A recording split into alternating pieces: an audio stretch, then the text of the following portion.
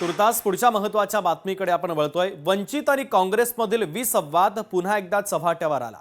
जाहीरनामा प्रसिद्ध करतेवेळी वंचितनं दांडी मारली। वंचितच्या अनुपस्थितीमुळे आता आघाडीबाबत उलटसुलट चर्चांना उधाण आलंय।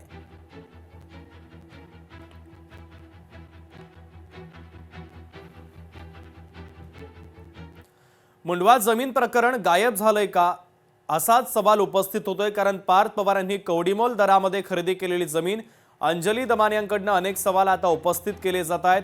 निवडणुका आणि अहवालांना कुलूप लागले का, उत्तर कधी मिळणार असा सवाल देखील आता अंजली दमानिया यांनी एक्स पोस्टच्या माध्यमातून उपस्थित केलेला आहे।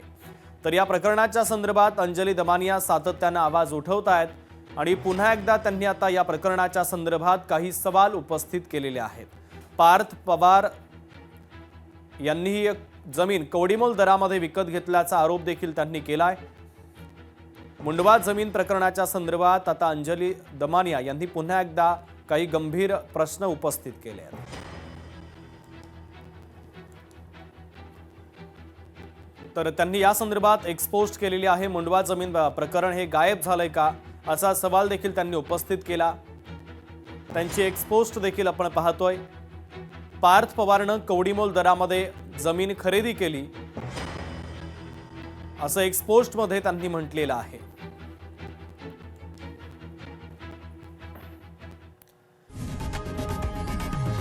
लोकशाही मराठी ऐका, पहा, जागरूक रहा।